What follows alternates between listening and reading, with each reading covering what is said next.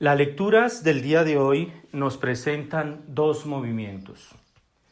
Uno es un movimiento humano, el otro es un movimiento divino que nace como un esfuerzo del mismo Dios ante el movimiento humano que lo ha precedido. El movimiento humano lleva a Dios mismo a actuar. Dios está pendiente de lo que haga el hombre, porque Dios no es un Dios lejano, indiferente, indolente. Y todo lo que haga el hombre tiene una consecuencia.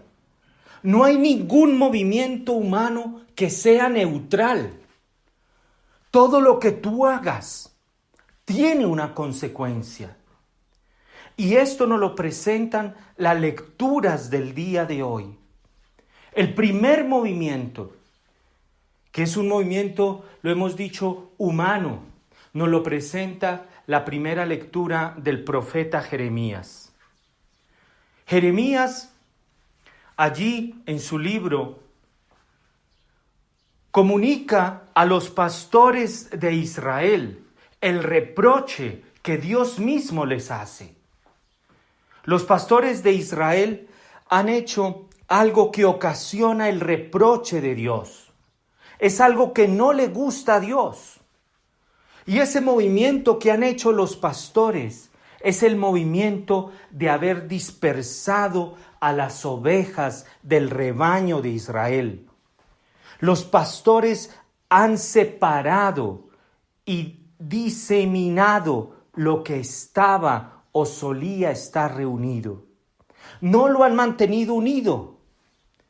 Y para entenderlo mejor, recordemos que el profeta Jeremías anuncia al pueblo y a sus gobernantes la necesidad de la conversión, porque de lo contrario tendrían castigos y la ciudad de Jerusalén sería destruido y el pueblo sería llevado al destierro. Y esto es lo que efectivamente ocurrió.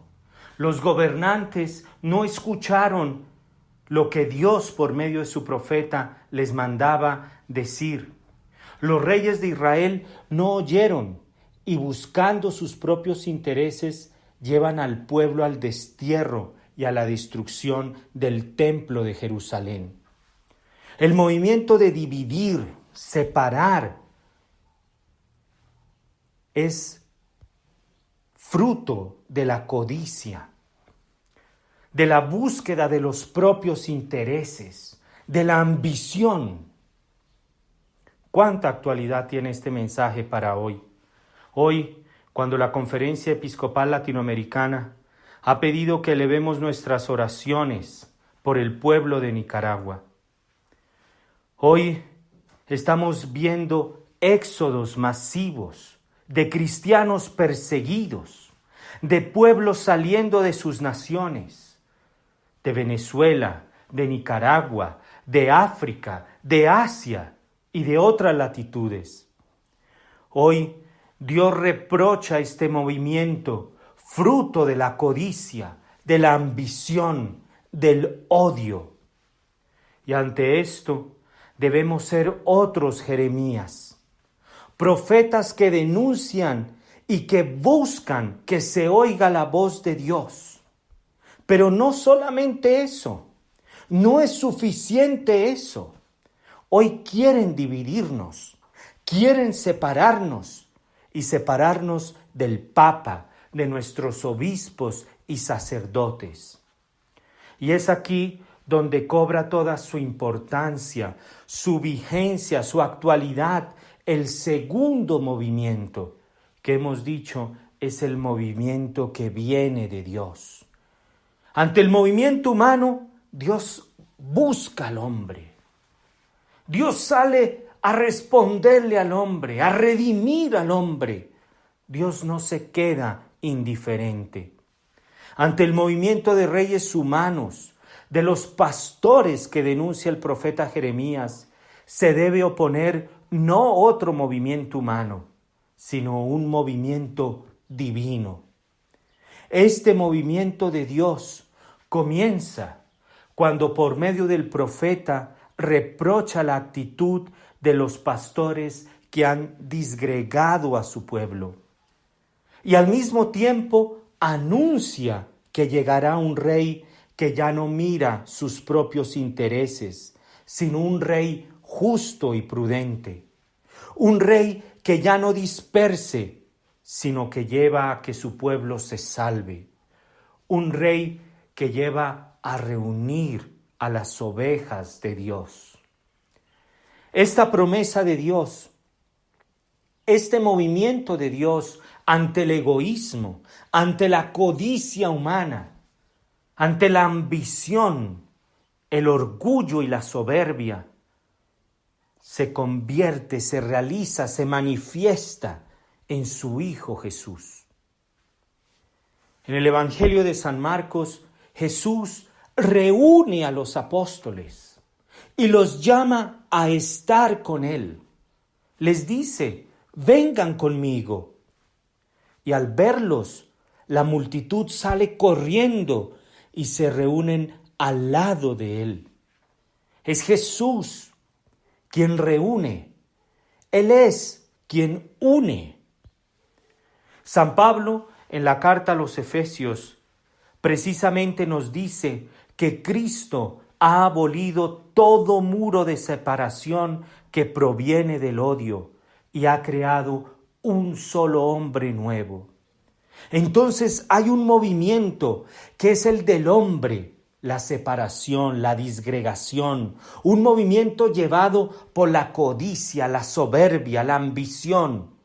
Pero hay otro movimiento más grande, el cual es capaz de formar a un hombre nuevo.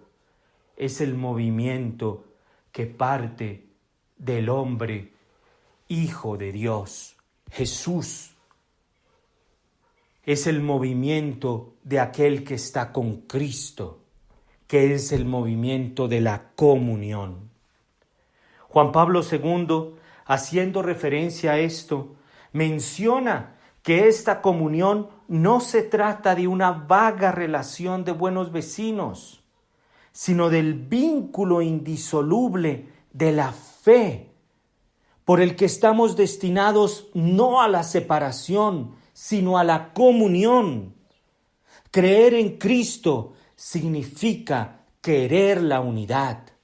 Querer la unidad significa querer la Iglesia, ha dicho Juan Pablo II. Y este movimiento de comunión implica, como lo enseña San Pablo en la segunda lectura de hoy, abrazar la cruz. En Venezuela se levantan camisetas y boinas rojas. En Nicaragua se ondean banderas rojas y negras. Hoy que se levante la cruz, y la cruz de Cristo, que es la que da muerte al odio. Es solo en la cruz donde se da este movimiento divino de reconciliación, de perdón, de unión, de comunión. Y como dice San Pablo, los unos y los otros podremos así, bajo la cruz, acercarnos al Padre que desea reunirnos. Esta cruz se encuentra en cada Eucaristía.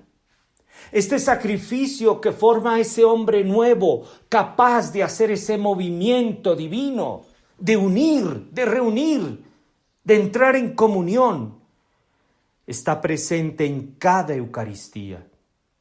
En la Eucaristía, la que nos permite abrazar la cruz, destruir el odio y tener el nuevo movimiento, el movimiento de Dios, que es el movimiento del amor, reconciliación y unión en torno a Jesús, que hoy nos dice, vengan a mí. Amén.